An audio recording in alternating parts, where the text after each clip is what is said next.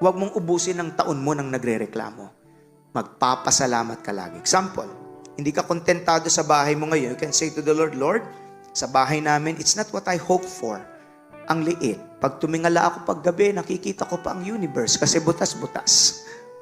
But I thank you that we have a house. I thank you that you've gave us ang silungang ito kahit hindi ito yung talagang gustong-gusto ko, Panginoon. At kahit nagre-renta lang ako, O Diyos, kung ikay nagre-renta, salamat, Panginoon, may silungan pa rin ang aming pamilya. When God sees you in that kind of condition, that you're so thankful to God, it just so moves His heart. Sorpresahin ko nga ang anak kong ito. Purihin ang Diyos! Alright? And you can apply that in whatever area of your life. Susubukin ka ng Diyos habang nasa not enough ka kung marunong ka pa rin magpasalamat sa Kanya. And then, He broke the bread.